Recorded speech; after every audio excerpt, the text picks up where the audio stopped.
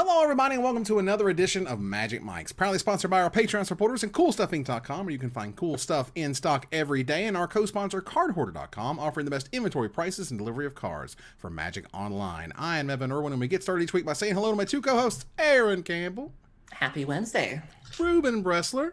Hey, how you doing? Hey, we just saw each other a few days ago. I know, right? That was really sweet. Sick of you people already. I know, I thought I was rid of you two.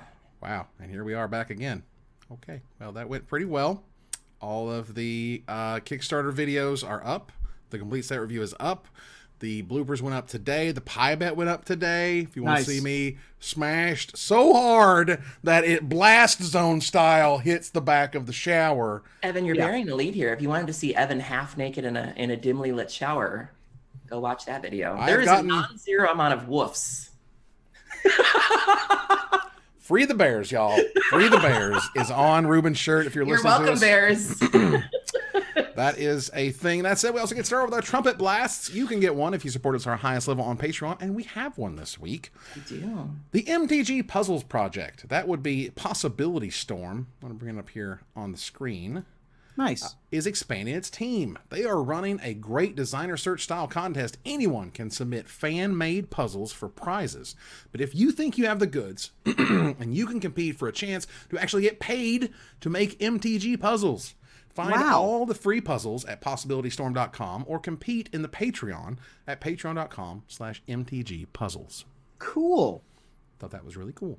Yeah, it's really cool. Yeah, so to the folks running Possibility Storm, that's super cool. Get involved if you like. Magic puzzles have been around ever since I've started playing, which means the rocks were soft back then. Around Ice Age, this was Inquest and Scry. Yes, where they would take a picture of the board state and they would say, like, how do you kill them or how do you do this thing? There's a young man on Gathering Magic, Sean Bowie? Yeah, UI or UI. Yeah. He's been doing it for ages. I love his stuff. Yeah, he's been making them for a long, long time. So you can still find them on cool stuff. But again, Possibility Storm, there's room enough in this puzzle market for more to exist. Yeah, that's absolutely. Sweet. There is a $50 gift certificate to CoolStuffInc.com being given away right now. ! Raffle gets you into that. And next week, be sure to tune in here because we're giving away a booster box of War of the Spark.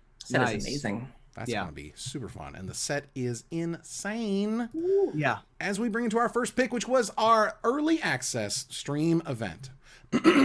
This set is amazing. The power level of this set is so high. The power level of what it does to the decks that you use the cards in it is so high that it felt a lot like playing Cube Draft.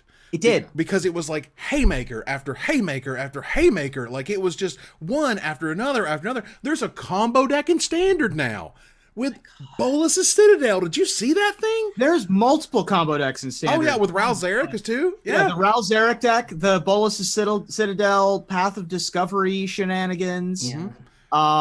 The Turbo Fog deck got really good because of new Tameo.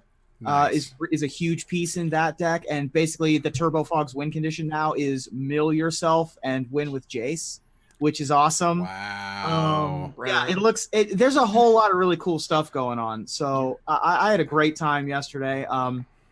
The best deck that I played yesterday was the first deck I played yesterday. It was given to me by my buddy Mark Walker, and it was just Feather aggro. Yeah. Feather heroic, really. 10th District 2/2 with haste that has heroic was a big piece of that. Feather, of course, supported with Dreadhorde Arcanist, which lets you rebuy cards. And I didn't realize that if you have Feather and Dreadhorde Arcanist attacking, and Dreadhorde Arcanist gets you a spell from the graveyard, it goes back to your hand with Feather. I didn't realize that because they're both replacement effects. Yeah. So I thought that it was going to work like Flashback. I thought that it was going to work like Snapcaster Mage. It doesn't. They're both replacement effects. Yeah. So those Defiant Strikes that you cast early come back, which is insane. So that was the best deck that I played yesterday. Yeah, I played 3 different decks. The first deck I played was an elf deck that was submitted by a friend of the show on Twitter, which I did not expect to have as much fun with as I did. You know, when you think elves, you don't really think broken things, not in the league that I think of broken things, on the hierarchy of broken things, it's not really up there. But let me tell you, when you get two of those beast whisperers together, or the beast, the thing that lets you draw a card, when you get two of those together and you start casting elves and you're just chaining, and then you have it, and you're putting counters on Marwyn, and you have growing rights of Idelmok, and then you cap it off with a Ronus. Oh my God, I was giddy. I ended up going 4-2 with that deck. I had a lot of fun. And then I played Mardu Aristocrats, and I actually disagree with you a little bit, Evan. I think Aristocrats is still, Aristocrats is good, but I just feel like everyone else is just doing better things. Did you play my version of the deck? I didn't play your version, no. So maybe that was the difference. And I was very impressed with your versions. I will give you that. Bantu is amazing. But in the games that I played it in, and maybe it was just my version, but I just felt like while what I was doing was cool, everybody across from me was doing much cooler things. And so I'm just like, I don't know how I feel about that. Well, there were a few breakthroughs. First of all, the deck didn't start out as good as it could be. There were a few kind of breakthroughs that came through. Dreadhorde Invasion, the new Bitter Blossom, quote unquote, is not Bitter Blossom, but it's perfect to make bodies to sacrifice. And that thing gets big fast. Yeah, it does. Giggity. And the ability to just, I killed multiple people without ever attacking. I saw that. Just triggers after triggers after triggers after is insane. The Celebrant is the only white card in the deck, but it gives you a ton of sideboard options if you want a best of 3.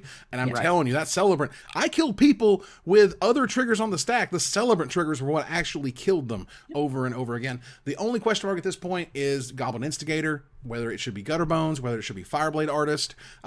Goblin Instigator makes an extra permanent, which helps with Priest. Priest by itself can work with Instigator, and Bantu gets another permanent. Bantu was unbelievable. Holy cow. I play Magic to feel things, and you will watch me feel things. I'm going to upload that tomorrow up to the channel so you guys can see it. I got to email you that. Yeah, please upload it to G-Drive. The other cool thing about the Aristocrat strategy, I didn't realize just how many options there were to build that deck. You can go slightly redder and heavier with Rekindling Phoenix. There's a number of 1-drops between Hunted Witness if you want to go more white, Gutterbones more black.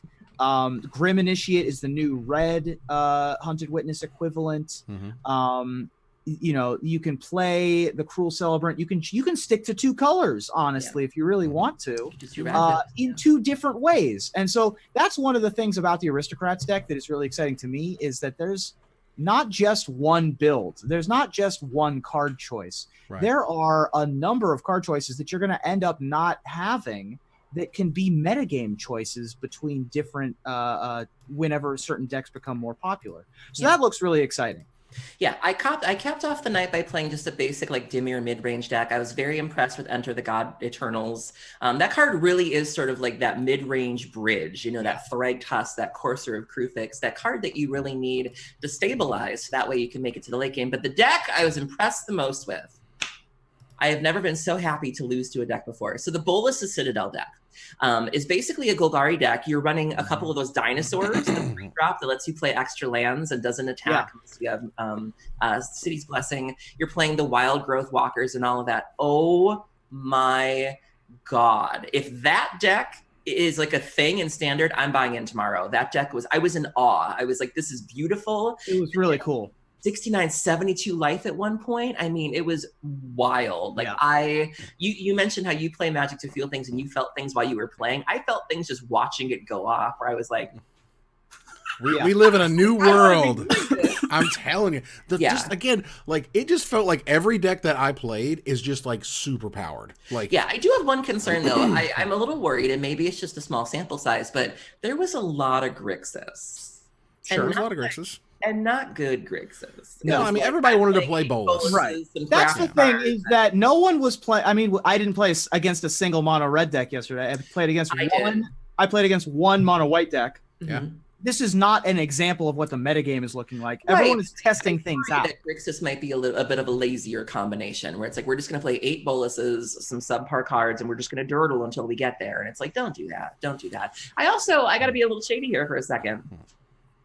What is up with people that were in the preview event that weren't playing any more of the Spark card? That's the whole point of the preview event. Was Maybe they didn't draw them? like we were like we were encouraged to like show off these new cards. Like I made an effort to like go looking for deck lists. You know, I played decks outside of my comfort zone. I faced at least one mono red deck that had nary a war card, and I was like, girl, you couldn't have put in like an Ilharg or something. Like, you know, I heard there was Right. a Grim Initiates person, or wasn't there Well, look, but there were a number of people out there that were really like living it up. Like I thought we were supposed to be, and I thought that was a little silly. oh yeah, I mean, I got to play against Saffron Olive, Seth from the show, MTG Goldfish himself, and that was amazing. Particularly when I didn't originally realize I was playing against him, and so there's this clip of me just going like, "Your face, you mean put your face at your face." Meanwhile, I'm saying Seth in the chat like multiple times. Yes, You're just not. I was like, "Is Seth in the chat just hanging out for some reason?" That's weird. Yeah, I know. I looked up and I was like, oh, it was great. And then he like Ilharg just like combo out destruction. You got him. Yeah. Oh, I thought he was dead. Wait, what did he do? What did he put into play? He put in the 6/6 dragon, the one that lets you play the card off the top of each player's library, I think. Oh, Atali? Atali. No, wow. it was something else. It was huge. Like it got like 18 damage out of nowhere. If somebody was playing, I honestly don't recall, but it was a giant monster jumped in because of Ilharg, and I died from triggers and things. Ilharg, I mean, I wish Combat Celebrant were legal because I think that's infinite combat steps with Combat Celebrant with Ilharg. Yeah, Angrath's Marauders is what he flashed in. Oh, and yikes! That's 1 billion damage. Yeah, that's happened. Awesome. That was 1 billion damage. I died a lot. That was one of those. I was counting. I was like, I'm done. Yeah, I have to say though, overall it was a lot of fun. Everybody in chat was super hype. A lot of new faces in our chat, which is nice. The demand for Arena is so high that even if you're not like an Arena veteran, or even if you're not like, you know, good at the game, like one of the big names, people just want to watch Arena. Like I had a good like 30 to 50 people. Oh in my yeah, chat. absolutely. There were a lot of other people you could have been watching, and it was like you came to see me of all people play. Like okay, and so, but yeah, people just want to watch Arena, and they'll give everybody a shot. It's great. All right, so let's move on here to Gather the Townsfolk. We got lots of stuff to talk about. There's plenty of goodness this week. We're going to kick it off with the Wizards dropping the bomb out of nowhere. Comes Japanese alternate art Planeswalkers. My God. On your screen, if you're watching the show, you can now see the alternate artwork that is on all of the Japanese War of the Spark cards. They don't have the English arts at all. These aren't, 1 in X or whatever. These are the arts that you get if you open in Japanese packs. They are incredible. The Liliana right here by Yoshitaka Amano is amazing. Like that is the artist, if you don't know the name, that's the artist who does a lot of Final Fantasy art. A lot of the art when you think of Final Fantasy is by that artist, so it looks like a very Final Fantasy-esque piece. Absolutely incredible. I mean, Tabal looks absolutely amazing. I mean, it's just ridiculous. And these things are incredible, and already people are losing their mind. Look at that Tameo. Oh my God. These are so cool. People are losing their minds over how cool these things are, and then followed right behind it, pissed off that every Japanese booster box in America was bought about 4 seconds after it was announced. Oh, of Wasn't course. there issues with like the distribution, and that some stores didn't even get a chance, or like didn't even? I heard there was some issue there. Well, as I understand it, there is some amount of extra Japanese product that was provided to distribution because of they knew there was going to be obviously some amount of demand. And I'm not exactly sure how it goes for everyone. Obviously, everyone's relations with distributors is different in terms of your store and who you talk to and your rep and whatever. But I do know that, they do offer that stuff, but they can't always necessarily explain that, something cool is going to happen with it. Like, here's foreign boxes if you want to order them. Yeah. Or they could just say things like, maybe you should really order some Japanese War of the Spark, but that's more or less about all they can say. Yeah. So as for that, I mean, obviously there's going to be a lot of hurt feelings for those who have no boxes. They didn't contact their distributor fast enough. Somebody else got in before they did, yada, yada. Right. People have no idea what they're worth. Like, literally, it's just a giant question mark. The Brave New World. So half of the arts are the same. Half of them are these promo versions. What? 50-50 chance in your Japanese boxes. What? Is that what that says? I'm sorry. Really? Are you sure about that? That's what chat's saying. Oh, I'm sorry. Oh my gosh, you're totally right. My apologies. At the bottom, replacing the regular version about 50% of the time. Oh my god. Okay. Well, Right. So even more uncertainty into how much these things are going to be worth. No one knew that these were coming ahead of time. And so that upset a couple of the stores and people who ordered boxes early. Right. These are available in Magic Online as well. Yep, they're available in chess right now. There's a vintage streamer named Chubby Rain. Chubby tweeted a picture earlier that he had opened several chests and that he had the Samet one that was in English. Yeah. Wow. So my apologies again. These will appear in Japanese language. War of the Spark boosters replacing the regular half of the time. So they've made Japanese boosters available to retailers around the world. Obviously, those dried up immediately. These cards will also be available in the Wizards Play Network promo packs. These promo pack things have not hit yet, but they're about to. And that's where you're going to get, the 4 different slots, and they have the 4 different types of cards you can get into them, and they're going to appear in 1 out of 4 of those packs, which is going to be incredible. Now, the alternate art Planeswalkers have only been printed in Japanese, but will appear in promo packs around the world. So they'll still be Japanese. Evan, if you want to get a bunch of viewers for your Friday box opening, maybe find one of these Japanese boxes. Oh gosh, it's almost like we're doing a War of the Spark auction starting next week. Nice. Every day next week. Monday and Tuesday, we're going to be auctioning off pre-release kits. 5 kits at a time. How about if I guarantee you 5 foil Planeswalkers, absolutely guaranteed, amongst 5 other foil promos and 6 different packs times 5, so 30 packs total. So we're going to see what happens there. And then on Wednesday, we're going to be auctioning off 2 English boxes of War of the Spark and 2 Japanese.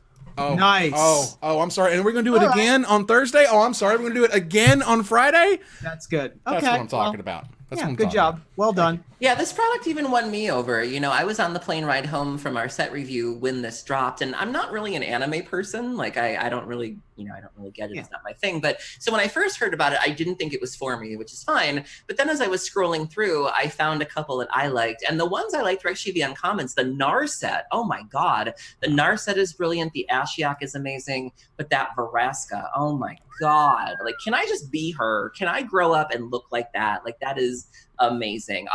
Even the ones that even the ones that weren't so great like the first time around look better now. The Planeswalkers I never thought I would ever play look great right now. I'm just after the uncommons, honestly. Like, they look wonderful. My favorites are Tameo and the Mowu, the cute puppy dog. The Mowu is incredible. The Tameo is brilliant. Yeah. All I know is that the foil Karn, the foil Jace, the foil Ugin, the foil Liliana is going to be just unbelievably expensive. Yep. Like, they're trying to sell booster boxes. I think I last looked on eBay, they were in like the 150-ish range or whatever. They're going to be a lot higher than that before it's over. But again, I'm not big into anime either. That's like not a subsection of my nerddom, but I really liked the alternate Jace versus Chandra dual decks back in the day. They weren't for me, right? But I loved that they were available as art as a secondary option. And so to have this as an option is spectacular. I saw that one of the best feedbacks that I saw on this was from Eric Klug, who was basically saying anytime there's alternate versions is great. Anytime that you have something that's outside the norm is a cool idea, and to encourage weirdness in the art sphere. I thought that was this is another step in that direction, and I applaud Wizards for doing it. Well, it also taps into the nostalgia. Like you said, this is a famous Final Fantasy artist. I think Final Fantasy is one of those games we all grew up with to various degrees. My favorite is Final Fantasy VI, also known as 3 for the American folks. And so, I was talking about it with a friend the other day where he was like, my favorite character is Locke. I'm like, my favorite character is Celes. And so it immediately just opens those floodgates of the word association and the feelings that go along with it. It's a big hit. All right. So the day after our last show, the War of the Spark Mythic Edition was announced, and my God. This was the distracted boyfriend meme. Like, we had a moment where, like, we had the Mythic Edition and then the Japanese cards came out and they were like, hey, wait a minute, I'm pretty too. Yeah, I can do things too. So I'm going to bring up here on the screen. Now, they did something a little bit different with this one, and I'll explain it. But first, let's take a look at the 8 different full art, like, special processed Planeswalkers that are going to show up. Jace the Mind Sculptor, Jace the Mind Sculptor in its first ever alternate art, which is on the screen if you're watching. Ugin the Spirit Dragon with some absolutely unbelievable art by Chris Rahn. It's ridiculous.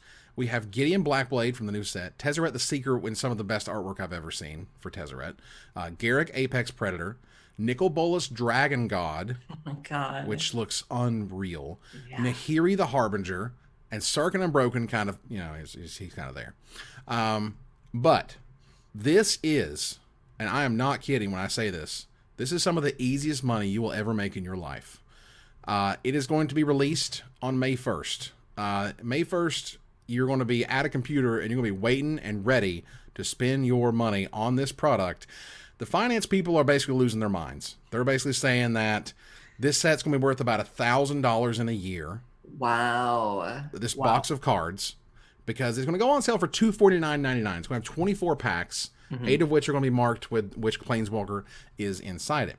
Now, one of the things that they mentioned that they don't normally mention is the print run. And this was the brilliant stroke. For real, Wizards, this was brilliant. You guys did amazing on this. This was the problem. This was why it got awkward with the Ravnica Allegiance ones, because they were just on sale for like a week plus.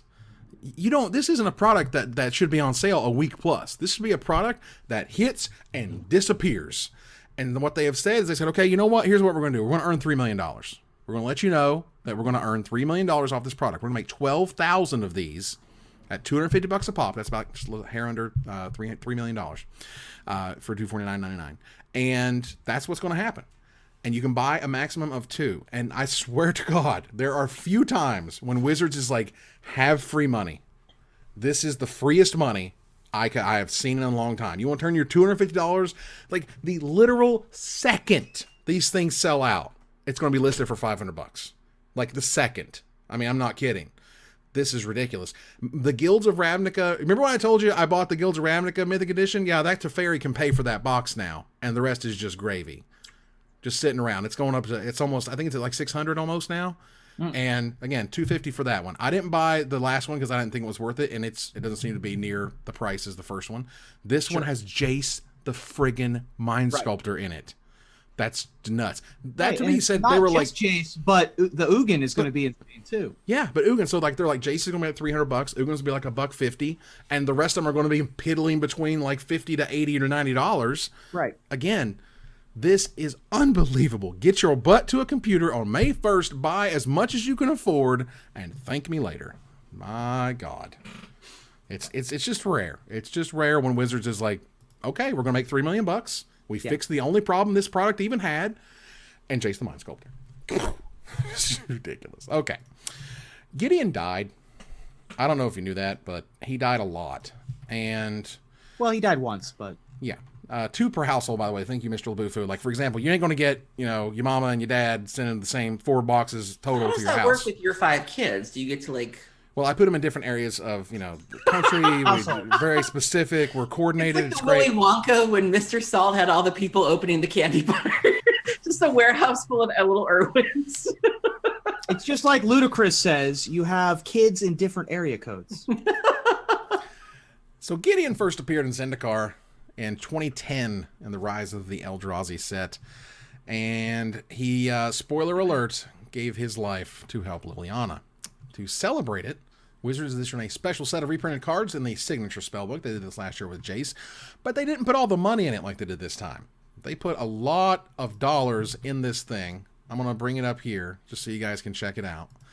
And essentially, they said, that Jace spellbook was kind of cool, but you know what it needed? Money. So they just put like a bunch of money in this one. So when you spend, I think it's like $30 is MSRP, maybe $24.99, even though there's no such thing as MSRP anymore.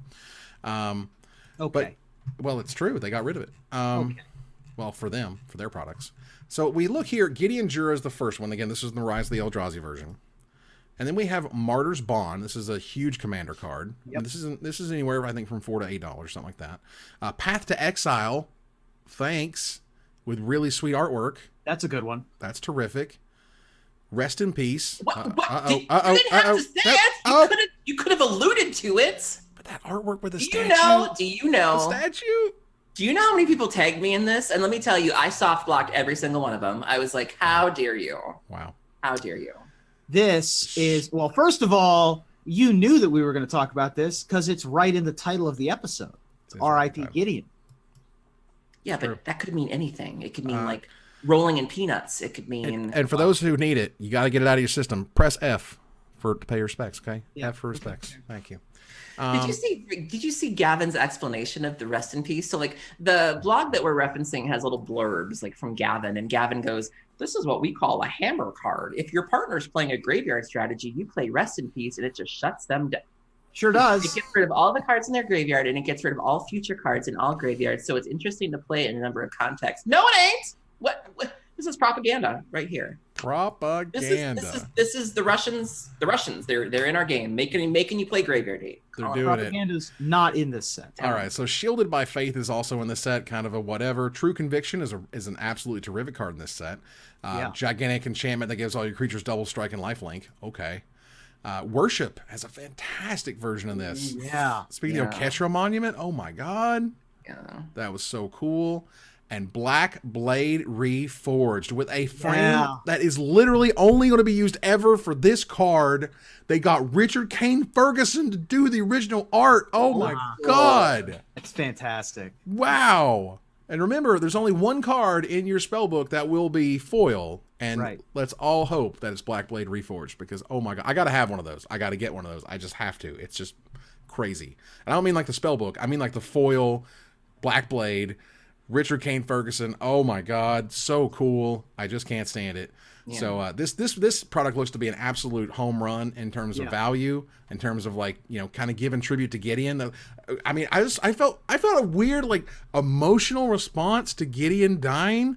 I know. In a way that I wasn't expecting. You know, we talked about this a little bit in the set review, but I was actually a little annoyed. Like I was really like, I'm a huge Liliana fan. Obviously, you know, the trailer meant a lot to me, and I honestly think that had she died, it wouldn't have been so bad. Like, it would have made sense for the character. The idea that you have this selfish character who has spent so much time jumping through hoops in order to avoid death, to have her finally make that decision of, I'm going to die my way today doing this, for a kind of full circle moment. Oh, your audio dropped there for a second. Not for me. Oh. That must have been me. Sorry. And as a result, it's the stream. So that's unfortunate. Sorry. Awesome. Yeah. So the other thing about this article that I thought was interesting that happened during this last week is a little bit of a blip on the radar that got very quickly fixed. But it was interesting for about 4 or 5 hours there when the Polygon article suggested that Rest in Peace would be back in Standard. Nope. It did. Right? It did for hours. And so, to clarify, Rest in Peace will not be coming back to Standard. It sure won't. They said so in the article, but Aaron, Miss Campbell, if you're nasty, was very upset for a second there. If you thought that, you know, things were bad when you had Rest in Peace in the conversation to begin with, boy, let me tell you what happens when your hammer cards come back into Standard. Wow. All right. Aaron, do you have any other hammer cards you want to reference? So this not at this time. No. This weekend is Mythic Championship 2. All right. So we're going to get into silly numbers, and one day we will have Mythic Championship 69. And nice. And again, there's only going to be one winner ever, so that's going to be a real. We already got our bits in there, but if anybody else wants to give us our nice bits, then please let me know. That's right. But Mythic Championship 2 is also happening on the same weekend as the pre-release for War of the Spark, because no one's told me this. I just have a complete feeling that something went wrong, and here we are. Are you two pre-releasing at all? Yes. No, okay. I will not be pre-releasing. I want to. I feel like I should be able to. I'm going to be out in the middle of Corona, California, LARPing. Oh, okay. Getting this LARP on. I'll be busy. Yeah, and there's some unfortunate news also for Cool Stuff Games, in that I had this really cool playmat, and then I had these cool black metal zombie tokens that you could slide over soldiers on the playmat to turn them into zombie versions. Oh, man. And they're stuck in customs, and I'll get them next week. Damn it. I'm serious. I'm just, I'm heartbroken. It's cool as hell. Tax forms, oh my god. And the players will still get The them. hot tub, the tokens. The hot tub was so I disappointing. can't work I on know. conditions. Oh my god. Well, the players will obviously still get theirs. There's just an IOU. Sure. Come back to the store next week. I'm so upset. I've been working on that for months. Okay. That said, we have a draft here for we sure do. For the Mythic Championship 2 League from thousandleagues.com, which is a terrific place to draft your own league. They also have a one you can pay $5 to enter, and the winner gets a Mythic edition of Guilds of Ravnica. Cool. So I thought that was kind of cool. A little monetization plan. I like it. And of course, you can still make your free leagues, and this is our own private league, which is nice. And there's public leagues as well that are free if you want to try your hand against everyone else in the world. That said, the first pick is going to show up on Rubenstein. Yeah, I get the first pick. And this is a strange new world with our combination pre-release new set situation. I know that because the entire set is out, lots of folks have been able to practice drafting if they have a group with which to do it. But I'm going to assume that we're all on a relatively level playing field in that we don't know what the metagame is going to look like. It's going to be a brand new experience for everybody. And for my money, there is no one who is better at reading first week limited metagames than the best player who's ever played Magic and has won multiple limited Pro Tours, one of the most famous examples of which being the Lorwyn Morningtide Pro Tour, which was, I think, his first time playing the set. And that's going to be Mr. John Finkel. Nice. So I'm going to take him first, and that's my team. Wow, there we go. All right, well, they have all of these players in here by ELO. And yes. I am not familiar, at least very familiar with Pascal Viren. I recall the name. Did they win something recently? I think they won a recent GP. That sounds about right. Well, all I know is that number 2 in the world is Luis Scott Vargas, and it seems difficult to not just get value out of LSV when it comes to Pro Tours. So I will choose LSV as my first team member. All right, so I'm just going to take it straight from the top. I'm going to choose the young man who won the Mythic Invitational or the Mythic Championship that happened recently. He is famously known for his scarves and his legacy videos. And his love for older formats like Vintage as well. He famously said that he was going to spend some of his prize money on a Chaos Orb or some Beta Duels, which is right up my alley. I am choosing Andrea Mangucci, the Gooch. Gooch is loose. Yeah. I mean, paid off for me. I basically won the last one on the back of him alone. It's not taking my pick. Give it a second. Hit the plus button. I did. Okay. That's weird.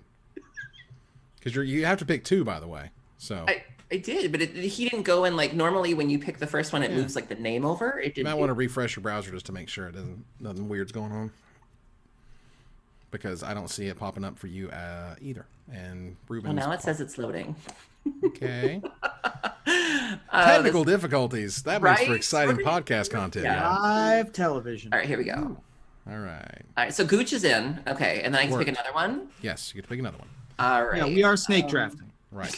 All right, so I'm going to pick a young man who I have lovingly said is currently in his grown and 60 phase. He delivered one of the best interviews at, I think there was a Pro Tour. I think it was one of the last Pro Tour before it became like a Mythic. Huge fan of his. I'm choosing Shahar Shenhar.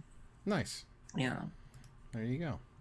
All right, let's see here. Who do we have that I always feel confident about? Well, there's somebody who is so good, they get a good nickname. It's not every day you get to be called the Manimal. But Seth Manfield is definitely one to watch and always good. You saw that Hall of Fame speech. Man, connect to the emotions. But I will take Seth Manfield as my second pick. Okay. Ruben, you get 2. Yeah, so I was really enamored with this person who's a Pro Tour champion. In fact, is the last Pro Tour champion, quote unquote, the last Pro Tour champion, who earlier today tweeted his deck list for the Mythic Championship. What? which I thought was super interesting. Wow. If you're my round 4 opponent at the Mythic Championship, then congratulations. Here's my exact deck list. Secrecy is extremely overrated in general, and I do not care if people know the numbers of my sideboard cards. I think that is hilarious and dope and kind of amazing, and I'm going to pick Andrew Ellenbogen. Wow. Wow. Has won a Pro Tour, and I'm, I gotta respect that. I think that is super amazing. Okay. And then I have another pick.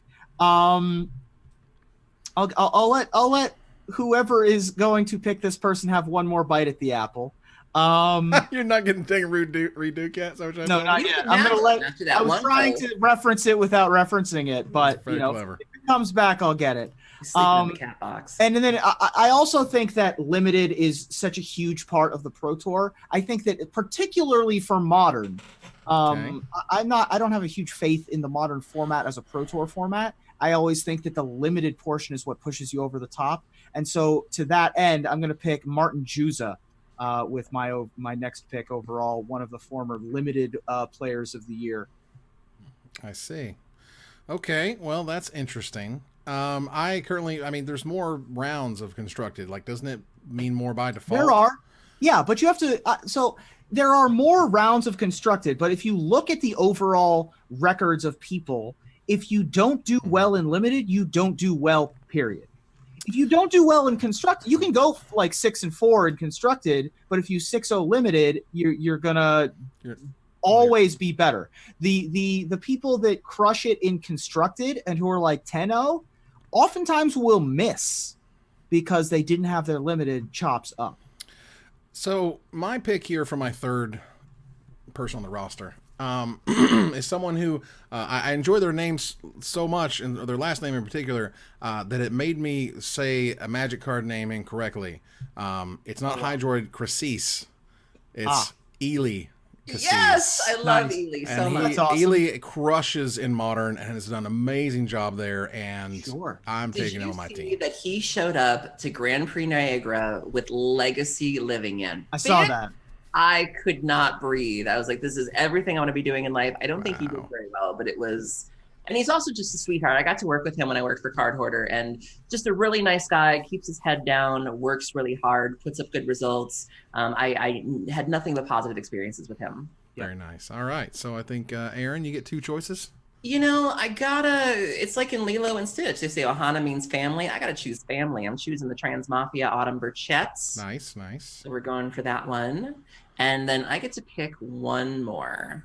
Mm-hmm. So this is a young man who has been, also speaking of family, he recently wrote a 2-part article on Channel Fireball on Modern Dread. So if you want to know about Modern Dread, you need to go on over there and see what he's up to, because he is doing the Lord's work. Young prodigy. I'm choosing Oliver Tomachko. Nice. Yeah. All right. So it is back to me. And... I got someone here who I really enjoy as a player. I think they're one of the smartest players I've ever seen. They make a lot of good decisions. I love watching them play. And they are part of the Ultimate Guard, like, uber mega team. If I can find them in here. Where did they go? Now I'm going to have to just search. There he is. All right, with an ELO of 2062. And one hell of a Magic player is Andrew Cuneo. Oh, yeah. He is excellent. Very nice. That means Ruben, you get 2 picks. All right, I'm gonna go with a friend of mine from the Las Vegas area who tweeted today that he's not super confident in his modern game, but has been on fire since returning to the pro scene. I think has been gold the last 2 years, verged on platinum one of those 2 years. A name you might not be particularly familiar with, but Rob Paisano is who I'm going with my next pick. I think that Rob is an amazing Magic player, and I also just want to root for him. Nice. I said you had one more bite at the apple. So if you're over Reed, then I'm taking him. I'm picking Reed Duke. You can have him. Wow. All right. Fair. All right. That means we get here to the 5th pick of the 6. Let's see here. What's we going to do? there is a bunch of options here that are terrific. I want to take someone who I've been a newfound fan of, and he's really sweet. Definitely on social media, he's great. Andre Strosky. Nice. Who I have been really impressed with lately. Let's hope he gets there. Yeah. Aaron, your final 2 picks. Oh my goodness. So I can't believe y'all are not choosing this young man. I mean, he single-handedly helped get a deck banned. I mean, his win rate across multiple decks is just absurd. He's famous for the fact that he doesn't really believe in pants. I mean, hello, Miss Campbell, if you're nasty. I'm gonna go with Matt Nass. Wow. Man, nasty. I mean, that guy. I think with the deck, what was the deck again? The KCI. The KCI deck. Yeah. His win rate was like 92% or something. Yeah. Insane. It was insane. It was ridiculous. Oh my God. Yeah. What's your final pick? My final pick, I'm going back to that family well. I'm going to go back to We Are Family. I'm going to choose Huey Jensen. Nice. Yes. There you go. Yes. Very nice. All right. So that means I have to choose somebody here. My final? Yeah, this is my final. Let's take a look. Get up, everybody, and sing. I'm gonna go out for a classic here. And sometimes when he runs hot, he seems to run very, very, very hot. And we hope that he has brought his yellow hat with him. Because I'm taking Gabriel Nassif. Nice. Very cool. There you go. All right, with the last pick overall, there is a distinct lack of Japanese representation in our picks. Get him. And there's a number of players remaining who have incredible resumes, not the least of which is Shintaro Ishimura, who is a former Pro Tour top 8 competitor, made top 8 of Pro Tour Paris with the Stoneblade deck, and hasn't done a ton since then, but is right on top of the standings. But I'm going to go with Old Faithful. I'm going to go with Shota Yasuoka as my final pick of my team. Very nice.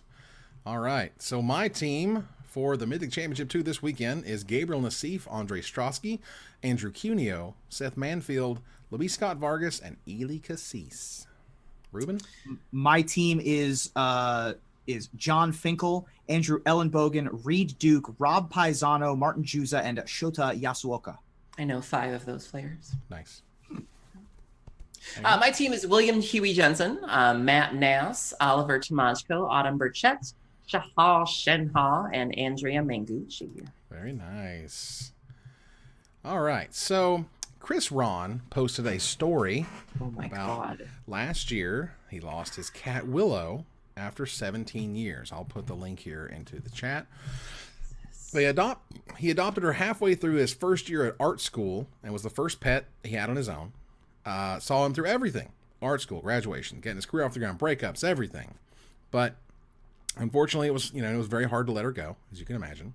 A couple months later, got a tentative email from Don Murin, who is an art director at Wizards, asking if he'd be interested in an assignment that would include Willow the cat herself, as they already had a cat card planned. And he jumped at the chance, and that's where Charmed Stray's image comes from. Amazing. That's awesome. Anyway, that's the winding path that got my old girl into War of the Spark. Oh my God, you guys. So for those who don't know, longtime listeners might know that I used to have a cat. I had a cat named Daisy, and sometimes you would see her, I would pick her up and put her in front of the camera. She would jump in the hamper behind the show. And I lost Daisy last year.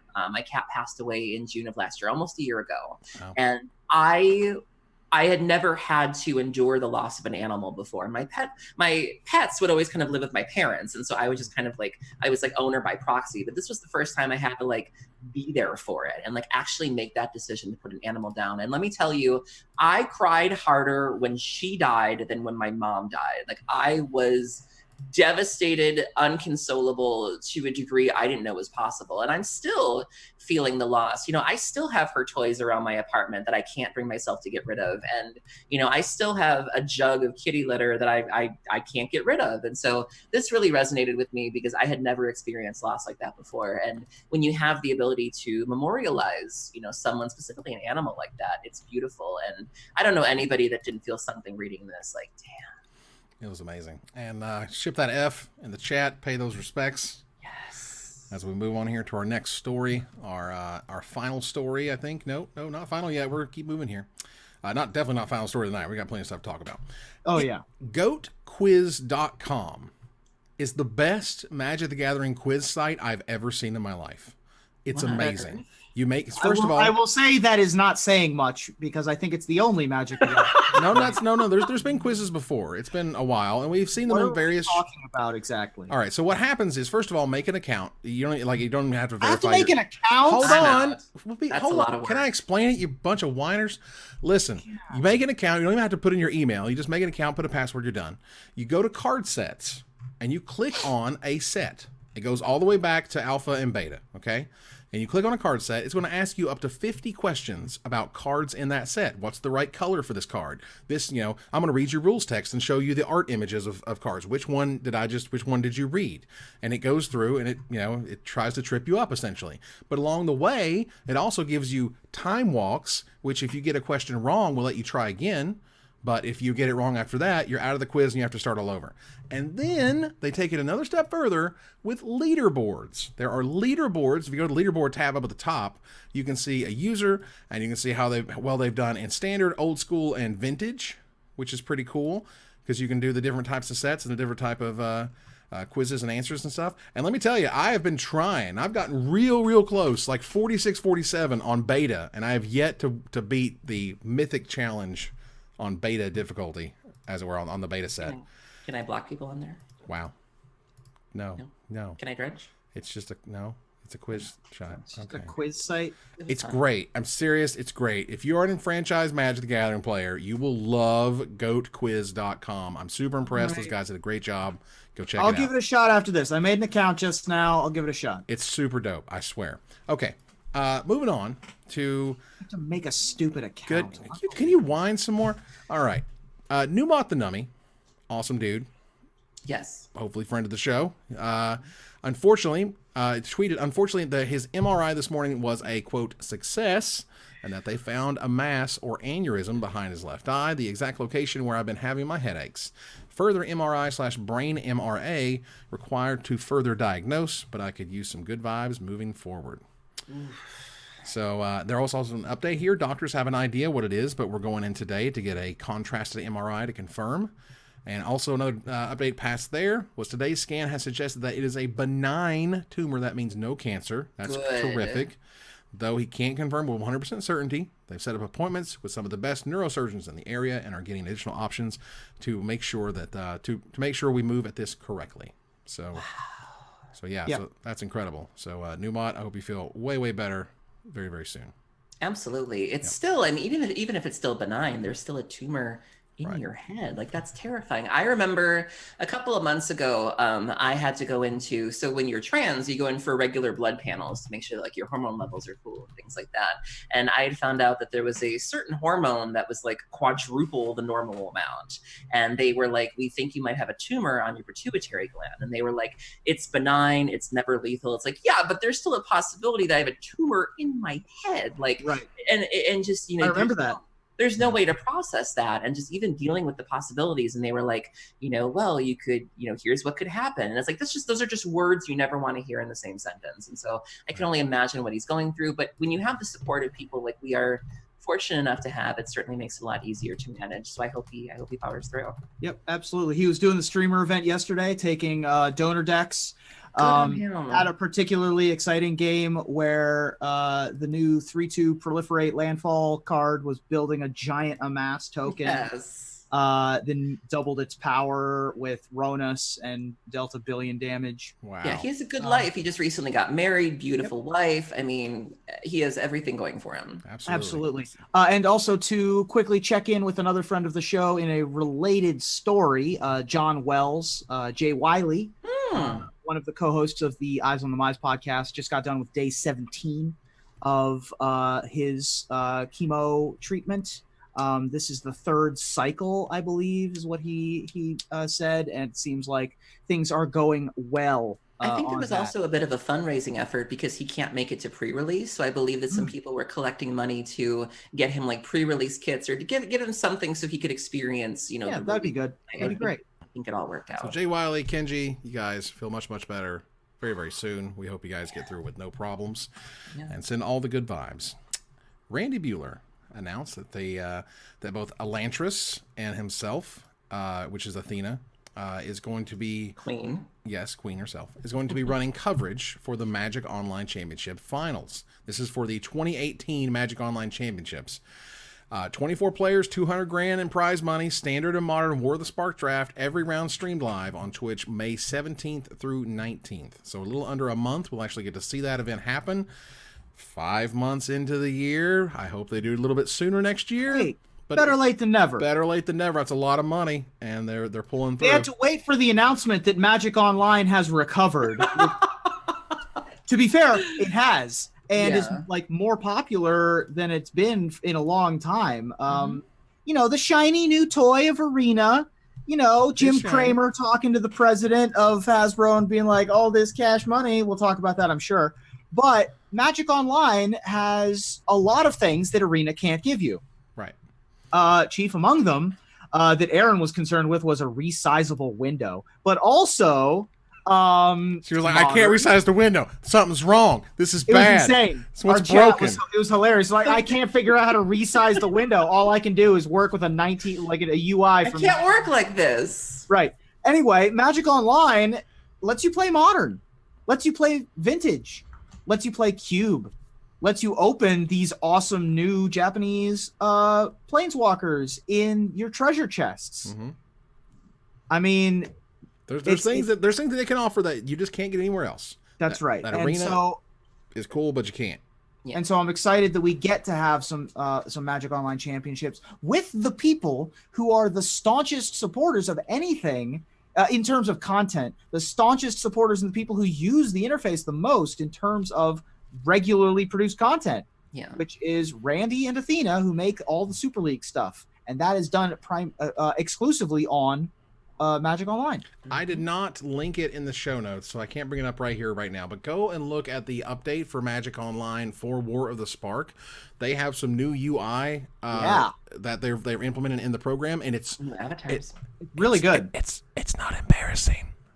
Like, it's actually factually not that bad. And I'm like, oh my god, are we maybe getting a real, somewhat usable overhaul of the interface of Magic Online? I mean, I hope so.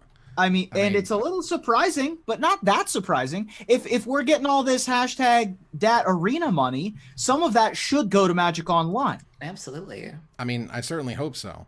Which kind of ties into our next topic. Yes, absolutely. Well, I was saying, and I actually moved this up so we could talk about it, which is, you know, MTGOtraders announced that their buy price was going up.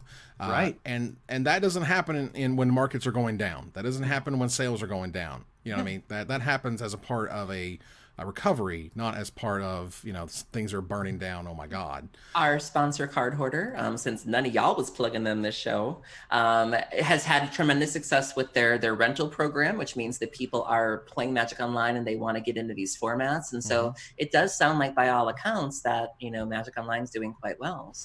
So I have here on the screen. This is a bull market, as they say, right? Yep. Look at you. Ooh. Well, this is I had a 50-50 shot. I did it. Okay, so Planeswalkers track damage with loyalty counters. There's been no reason to care about damage to Planeswalkers before until Vraska's finisher. So that's interesting. And also just new Vraska, right? Like the new Vraska 1/1s. Right. Can also do that. I guess Vraska's finisher does it in a way that is more like Heartstabber Mosquito or whatever that card was. But look at this right here, the play lobby refresh. Look at what's on the screen. If you're watching the show, ooh, that is some hot fire. Yeah, for Magic Online, this is crazy. Like, this is crazy good. Shout out to godmother of the Trans Mafia, Ali Medwin, who is, I assume, largely in charge of these changes. Right. Can I tell you something adorable? She's probably going to kill me for telling you this. I don't care. She secretly watches the show, and sometimes she'll send me messages, and she'll be like, "Did you guys talk about me?" I'm like, "It's a secret." I didn't know that was a secret. She's adorable. She's like, "Did you guys talk about me? Did you guys talk about Magic Online?" I'm like, "No." I gave her one of the playmats for the show. I'm just saying. Nice. She uses it. She uses it when she plays Magic sometimes. She's going to kill me. I will never get a Bazaar in my opening 7 again. She's going to flip that switch. Yeah, you got blacklisted. Wow. Oh my goodness. Well, Oh man, I get to have the frog as my Avatar? my avatar. That's hilarious. That was terrific. All right, so we gotta keep moving here really quickly. Let's move into Desperate Ravings. Quickly note that Seb's Kickstarter did amazing, $720,000. Seb McKinnon's going to be able to make his movie. Like the playmats were amazing. That's terrific. Oh yeah. But we got to talk about the Hasbro earnings report. The earnings came out and they were good. In fact, they were so good, the stock jumped $14 in price, which was like 13% or something of its total. Well over $100 now. Went from $88 to over $100. And basically, they completely recovered. There was a CNBC interview segment with the CEO, and he was just like, we got them digital dollars. What? Because they made a whole bunch of money. Sure did. Wizards of the Coast Digital Gaming, this is where Arena would fall, has been reclassified to entertainment licensing and digital, and they know that in the first quarter of 2018, WotC Digital Gaming had a revenue of $10.4 million and a profit of $3.2 million. That's a lot of money. This year, the digital segment grew 24%. That's $30 million bucks. That's a lot of percents. That's a lot. While the US/Canada segment, without WotC Digital but probably paper, grew only 1%. So, for what it's worth, paper's doing great. Seriously. Yeah. War of the Spark's amazing. Like, we've already hit it's better than Dominaria at this point. It's selling better than Dominaria. That's insane to Yes. me. Yes. Wow. It is beating Dominaria sales. And I'm telling you, when Dominaria happened, we were like, this is never going to happen again. And they've beaten it. That's crazy. And not to mention just that, to an aside here, just for store owners, for your friendly local game stores, it is fantastic when Wizards makes uncommon cards that are all worth like $1 more, which all these Planeswalkers basically are, because that means more value for the box, not only for you as the player, but also for the store owners to be able to pay their bills. So that Did stuff. you see that shady tweet from, I can't remember his name, but after that, as the Hasbro reports were coming out, he was like, that's nice. If y'all could pay like your independent contractors or your artists more, we'd really appreciate it. And I was like, That was Rhineville. Yeah, we're getting there. We're getting there. I'm living. Yeah. MTG and Monopoly are now the biggest brands in the Hasbro gaming portfolio, which is cool. And Duel Masters, which is only in Japan, that grew as well. Sure. So that's pretty cool. And basically, this is what happened was Wizards Digital Magic Arena saved Hasbro's butt from getting destroyed by Toys R Us. Yeah. Toys R Us left. They owed a ton of money to Hasbro. You ain't getting that money back. And WotC like flew in and saved the day. And that's why investors like lost their mind, because it went from zero to what, $30 million bucks or something. How you do it? Yeah. That's money. That's dollars. So it's not just that it's a big number, which it is a big number. It is a big number. The percentage in particular is an impressive number. It's the recovery. But the overall number is also big. But Yeah. more importantly was the timing. Like the rescuing at the right moments is not. I mean, even if they don't go, making that much money is impressive to begin with. But at this time, no one saw it coming. So at this rate, like, I mean, we're talking blast off, people. Like, we're talking, this is making money after money after money. And they had him on. They had the CEO in February on the same show. And he was like, no, seriously, we've hit the bottom of the stock price and we're only going to go up from here. And that's exactly what happened. So if you bought stock before today, congratulations. Right. Yeah. All I care about is that they just let Wizards keep doing what they're doing as opposed to trying to meddle with it. Because we've seen how that works sometimes. So the new editions, the new Mythic editions of, and like the MCQ stuff, staff your MCQ, okay? The judges had to be like, this is stupid. Staff That was the friggin' best MCQ. subtweet post ever, where it was like, we're releasing a post about staffing recommendations, where they were like, we're not naming names here, but for those of you who aren't clear on the concept, and I was like, I love it. I think Aaron would respect the penny, as it were, because for real, staff your freaking, like, don't run MCQs with just L1s behind the counter or whatever. That's crazy. That said, but I really want to cover this point. There are two Mythic Edition cards. There's Nicol Bolas Dragon God, and there's Ugin the Spirit Dragon, and they're both amazing, like absolutely incredible. And not only are they incredible, their price tag is incredible. The original art right now for Nicol Bolas Dragon God from Mythic Edition is at $30,000. Chris Ron's Ugin the Spirit Dragon, also from the Mythic Edition, $35,100. As of right now, let me see if it changed. Yeah, no, still 35K one. And here's the concern. because there's two areas here. First of all, this actually pushes artists to make physical real art that they can sell the originals of and help, essentially pay their bills. Yeah. I'm concerned that Wizards is going to look at this and then say, why are we paying you to make these artworks again? Yeah. Or we don't have to pay you as concerning. much because you're going to get it elsewhere. Oh yeah. Right. Well, if they came to you and they said, well, if you want to paint like, the premier Mythic Edition, whatever, why don't you just do that for $0 and sell your original and make your fat payday? Because the paying of artists has definitely been a problem and an issue over the years. And many say that, I've heard numbers of $800 to $1,000 a piece per piece. I can imagine that's a higher number for things like Planeswalkers or larger pieces of artwork. Wait. So if you do the art for a Magic card, all you get is $1,000. But what you also get is the ability to sell prints of it. You get the ability to sell the original art, and you get the ability to purchase from Ultra Pro after you pay their licensing fee. You can make playmats of it and sell those as well, if Wizards approves and Ultra Pro hasn't used it in different products. So that's your baseline. So you have to do that, get paid that amount of money, and then try to make money thereafter. So again, this is amazing for the artists. I'm super happy for them. Noah Bradley, high five. Chris Rahn, that's awesome. Congratulations. I hope you guys upgrade all your art equipment and build something onto your house. Go nuts. But and also, I don't want Wizards to take the wrong lesson here. That's what I'm really afraid of. The good news is that even if Wizards does take the wrong lesson here, there isn't much that they can be like, oh, we're paying you too much. Well, we're going to pay you less than checks notes $1,000. Jesus. Right? So there's not much that can be pulled back there, even if they come to the wrong conclusion. Right. It would still be very frustrating and send a bad message if they did.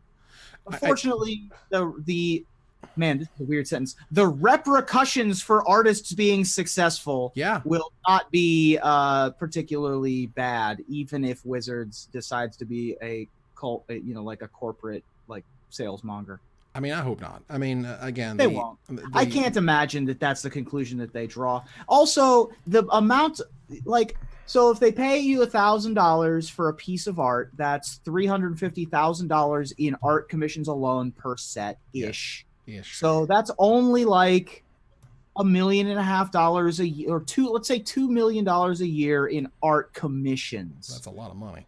It's a lot of money, but not in the grand scheme of things. Not in the making 30 mil, in the quarter type money. Yeah. Well, all I'm saying is, for taking up 40% of the cart, I think we're okay. High five. Congratulations, Wizards.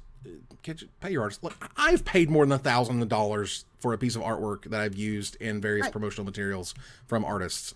Okay. Hashtag pay the artists. Pay them artists. Now, Wizards, if you were curious, if the Challenger deck sales suck, they suck. Congratulations, you screwed it up. They're terrible. They're not selling. And they're just crap compared to last year when we got 30 rares in one. I was going to buy a red deck. Do you understand that? Had there been the full picture of the experimental frenzies and everything else, I would have been there on Friday buying a red deck. But the only one that's selling is the one that has an Arclight Phoenix in it. That's correct. So you 2 Jade Light Rangered me. You didn't provide a full boat of Legion's Landing. You didn't provide 4 History of Benalia. You pulled your punches, and it sucks. Because it's not just that. Look, if you'd done the right thing and actually juiced them the way that you juiced them last year, they would have had better sales, so they'd have had more impact before getting completely overshadowed by War of the Spark. Magic players have dollars in their pockets, and they're going to War of the Spark. They're not going to Challenger decks anymore, because those are old decks at this point. Literally, they're the old and busted. You want to go play mono white in this new format? A can of corn in the aisle at the grocery store. Right. It's just they should come out earlier. And again, I know the production's tight on this. I get it, but you really need to try hard to get them out. At least 2 weeks earlier than this time would have helped a whole lot. And don't pull your punches. You have one more chance at this, Wizards. You have the 2020 Challenger decks. Do not pull punches, or you will suffer for it. I'm telling you right now. All right. The judges got an infraction procedure guide app. Check this out. Putting the link here in the that's chat. pretty cool. If you're a judge, go check that and install it on your Android phone. It is an annotated version of the complete rules, so that you can just search for them for whatever you're looking for at the time, which is pretty neat. which is terrific. Let's take a look here. Anything else we want to mention really quickly here? MythicSpoiler, which we appreciate, created a new... I think, weren't you two going to fight over the maximum hand size? No, it was just a misunderstanding. He's still wrong, but not were wrong, not totally wrong. Close to a red zone. Just a little wrong, mostly. Wow. Close to a red zone, and we didn't quite get there. Evan asked at the pre-show. There was a discussion on social media this week about whether the maximum hand size rule should be abolished. Evan was like, "Hey, do you agree or disagree? Is this a red zone?" And I said, "I think that it needs to be changed." And Evan was like, "What does that mean exactly?" And I said that it should be maximum hand size of 10. And then he said, "No, it should be a maximum hand size of 9." And then that is where our red zone ended up. Whereas I took this to be a personal attack on dredge players because, as you know, we famously like to draw, discard, and dredge. And so I was like, there have been times where you will draw to maximum hand size and be like, whoop. And so if I can't do that, especially think of the Manalist players. Haven't they been through enough? Haven't they been through enough? You know what? You're not wrong. Well, first of all, Phantasmagorian, for God's sakes. Wizards noted that they actually tested this out at one point, and control decks just spiral out of control if there's no hand size limit. To which point I said, you up it to 9. We've already drawn 7. It's a couple more up, so you can miss your first land drops or 2, but it won't totally destroy you. Because if you have no hand size, you're going to get, just imagine the ridiculous counter wars these Esper decks are going to get into when they're just staring at each other. Ridiculous. Yep. And then you have the analysis paralysis. If you have like 20 cards in your hand, you're just going to look through every one and what's the thing, what's the play, and what's the line. It takes them long enough to resolve a brainstorm. Let's give them 9 cards in their hand. Don't do that. I mean, it's rough. So either way, that was a yellow zone, I think is the way they put it. Thank you, chat. That's pretty good. Let's see here. Anything we want to cover here? There's studio. Wizards opened a new studio. Yeah, that I do want to talk about briefly. James Olin, who has been working to, let's see, what was... Okay, they worked on Dungeons and Dragons video games, including Baldur's Gate 2, Neverwinter Nights, as well as Knights of the Old Republic, Dragon Age Origins. Just a very successful game designer who's been in the industry forever. Yes, so they're hiring good people who have an incredible resume, and they Chris Cox said that we're extremely excited to have someone like James join the team. And whatnot, and James bringing experience and creative direction and studio leadership that prove important as we look to develop compelling new experiences that engage gamers all over the world. The new subsidiary will work on the creation of original IPs, outside Magic and Dungeons and Dragons. This is where you'd have things like Dreamblade was something they made many years ago and was terrible, but they still made it and was totally a new IP. So okay, cool. And we'll see what they can come up with, essentially. Wizards hasn't done anything like this, has never had, as far as I know, has never had a studio outside of Renton, Washington. This is a really big deal. It's no secret, at least I don't think it is, that Wizards likes a certain kind of person, to work for them. They tend to like people who kind of stay in their lane. Some might even call them yes people. Mm-hmm. And so for them to go outside of their comfort zone and take their shop to Austin, where they're going to get a lot of different perspectives and maybe people who don't play ball the way that they're used to. And I think this is really exciting. And honestly, I think it's a change that they need at this point. Mm-hmm. So that's really interesting. We'll see where they go with that. But I want to touch on one quick thing here in splash damage. VentureBeat, this is a fairly mainstream website in terms of coverage. They note here that Hearthstone loses viewers on Twitch as Magic the Gathering Arena closes the gap, and they actually have charts here, and I'll put the link here in the chat. It'll be in the show notes, where you can see. One of the busiest websites I've ever seen. Like, there are flashes and blinking and stars, and my eyes are just being assaulted. There's something called uBlock Origin, UBLOCK Origin. It's the best ad blocker that you can have for Chrome. Go get it. All right, so because I don't see any of that garbage. Now, that said, they note that the monthly hours are watched, and what you're seeing is the monthly hours watched of Hearthstone are just like there's a peak and it goes down, and it goes down further than it was before, and there's a peak and it goes down, and it was down way further than it was before, and it's getting closer and closer as Magic's starting to get bigger and bigger, and that is really sweet. And I'm super impressed. Great job, Wizards. You've been doing fantastic there, and we'll see if we can catch them and overtake them. Yeah. Wow. What we should have done 8 whatever years ago, it's fine. We're here now, and they're running on all cylinders, and that's awesome. Yeah. And not to mention releasing one of the best sets they've ever made. it's just, you know, it is a good time to be a Magic player, y'all. It's a really good time. That's a cool graph. I hadn't seen that one before. Yeah. All right, so let's go ahead and pick a winner for our $50 gift certificate to CoolStuffInc.com. Thanks, Cool Stuff, for providing that. The winner is Cheesius. Chessius? Yes, Chessius. Chessius, yay! I recognize that name. Congratulations. All right. So, please contact Erin in some fashion if she hasn't blocked you yet. You never know. So, good luck. You really don't. But Chessius, get there, and I believe it looks like they are a subscriber as well, so thank you very much. Thank you, Chessius. Awesome. That was fantastic. Let's move over here to our subscribers as well as our bit givers. So many of them tonight. Thank you. All right, you guys are great. All right, so Sheth DMMD resub for 7 months. Mr. Labufu resub for 12 months. And note, I do have the emoticons. I got them today and I didn't get a chance to upload them, but I got them done. Got the tax forms and Aaron, what are our emoticons? These are going to be for the 3 month right, but what are they?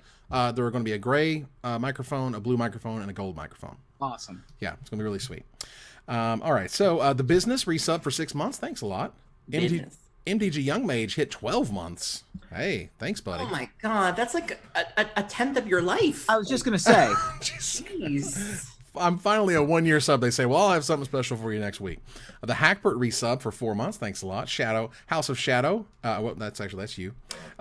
Saborg 619 subscribed via Prime. Tesla Prime resub for 9 months. It's a baby, they said. Survival Guides resub for 3 months. Woot. Track Freak Levi resubscribed for 2 months in a row. Hey, welcome back. Thanks for sticking around. Amber Anarchy subscribed via Prime. Hey, thanks. Amber. We see you. Thank you so much. Beyond Sadistic resub for 8 months. Blazing Disciple resub for 9.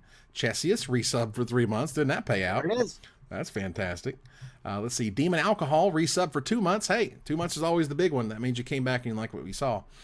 Let's see here. Now I think it's time to go to bit territory. Ruben? All right. Well, I was on a channel that was on the front page of Twitch on Monday. If you didn't know about that, I was playing Principal Merle Jenkins of the Colog High School in Colog, Oregon, for on Hyper RPG on Monday. So I think in memory of that character, spoiler alert, Merle did not make it all the way through the episode. Wow. We can do a little bit of Principal Jenkins voice here. Shame, MTG gave us 69 bits. That's nice. House of Shadow also 69 bits. That's also very nice of you. Thunder Voice 1 100 bits. Komodo Drake 100 bits. MTG Strategist 196 bits. I think that's a play on the. It's a 69. 69 backwards. So that's Eason as opposed to nice. Smilkow's 300 bits and Travis M79 at 1050 bits. Wow. Thank you all so much. Much appreciated. Thank you, guys. You guys are terrific. We're going to turn here. We're going to turn the corner to the finisher. ChannelFireball.com announced a unique promotion this week, tweeting on Monday that for every pro point Luis Scott Vargas earns at the Mythic Championship in London this weekend, orders made before Thursday will be that much % off in the CFB store. Now, this is a hell of an angle. And as a sales and marketing professional myself, I'm interested, since you all are excellent at building your own personal name brands. What's your best sales pitch for a future viral marketing campaign taking advantage of a big Magic brand? Ruben? In celebration of this weekend at the Magic Championship, SCG and CFB will team up for a new sale. Every match point that Mike Sigrist earns gets you Brad Nelson bucks at Star City, and every point that FF Freak earns gets you Siggy Cash towards your next Channel Fireball purchase. It's 2 for the price of 1 in this championship with the thing players want the most, a modern twin event. They sure do. Nice. Aaron?